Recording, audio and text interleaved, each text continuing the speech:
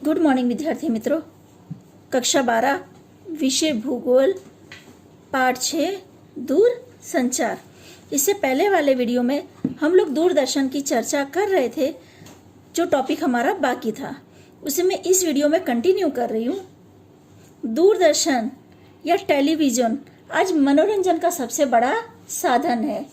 सूचना, मनोरंजन और शिक्षा देने वाला सामूहिक माध्यम के रूप में दूरदर्शन आधुनिक समाज में सबसे अधिक व्यापक, गतिशील और प्रभावशाली सामूहिक माध्यम है। यानी आप देखिए, दूरदर्शन के जरिए आप बहुत सारी जानकारी प्राप्त कर सकते हैं, आपका मनोरंजन भी होता है और कई बार शिक्षा संबंधित जानकारी भी आपको मिलती है। या कई बार आपने देखा है कि विज्ञापनों के जरिए आपको मार्केट में कौन सी नई सामग्री आई है उसके बारे में भी जानकारी मिलती है।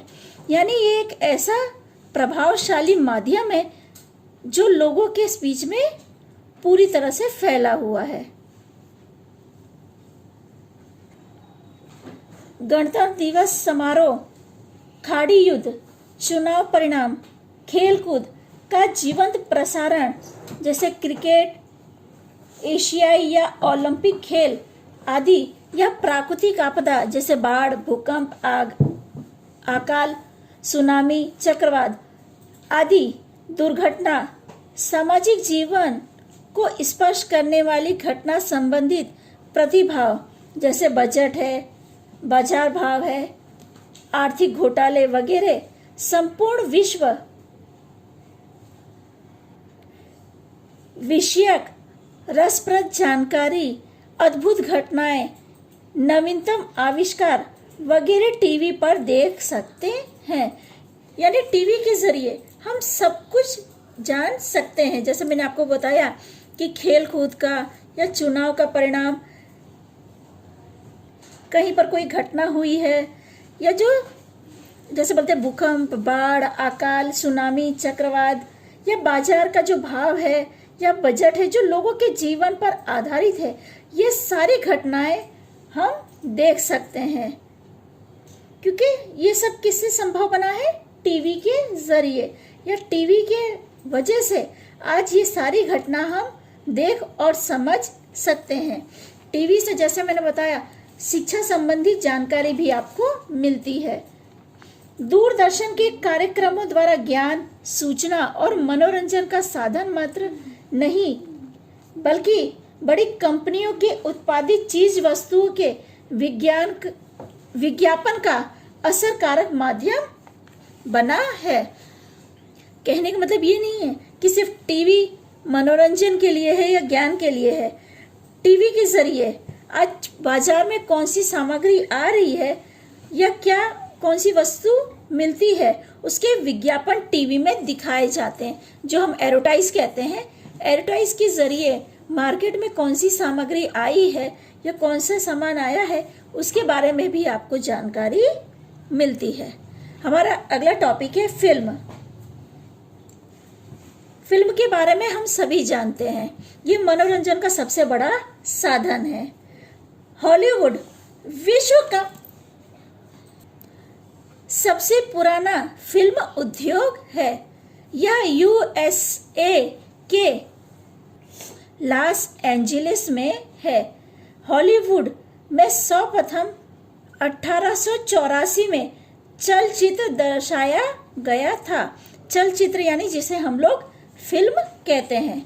भारत में सर्वप्रथम फिल्म 1913 में राजा हरिश्चंद्र प्रदर्शित हुई थी। ये सबसे पहली फिल्म है। अक्सर परीक्षा में प्रश्न किया जाता है कि भारत की सर्वप्रथम फिल्म का नाम क्या है, तो राजा हरिश्चंद्र है, जो दादा साहब फाल्के द्वारा निर्मित थी। भारत में निर्मित पहली चरण की फिल्म मूक और श्वेत शाम थी। मूक यानी जिसमें सिर्फ चित्र प्रदर्शित होते थे, आवाज नहीं आती थी। आपको पता, जो पहली फिल्म बनी थी वो बिना आवाज की थी, सिर्फ पिक्चर जैसे आप उसे देख सकते थे, उसमें आवाज सुनाई नहीं देती थी।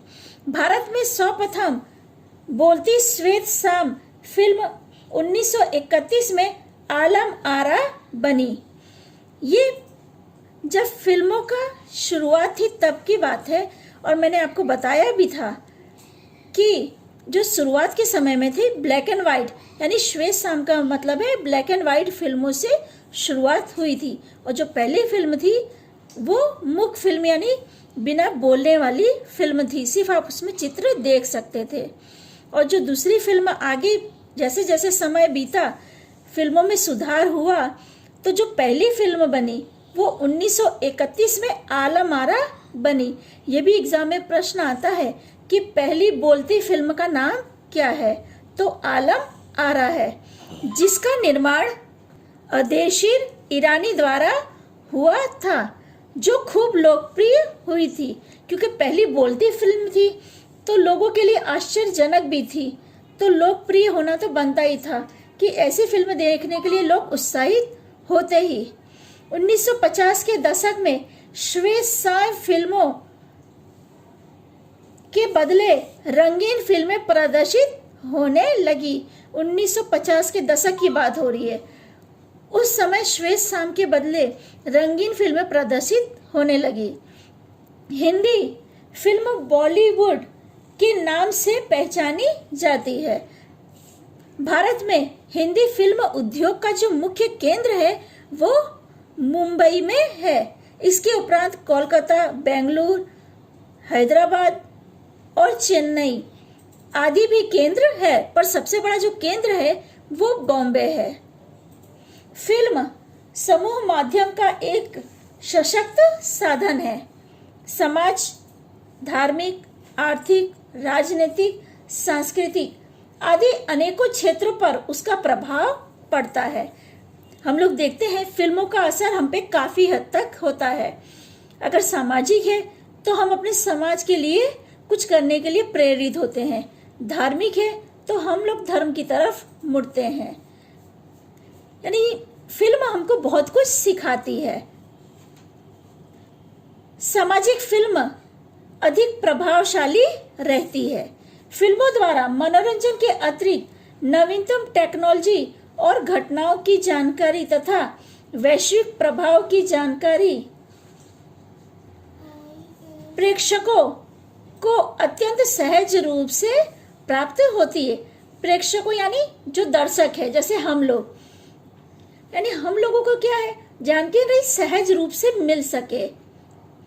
फिल्मों में हमारी सामाजिक व्यवस्था प्रतिबिंबित होती है, यानी जो समाज में घटना घटती है उनके द्वारा फिल्में बनती है, जो समाज की घटना को प्रतिबिंबित करती है।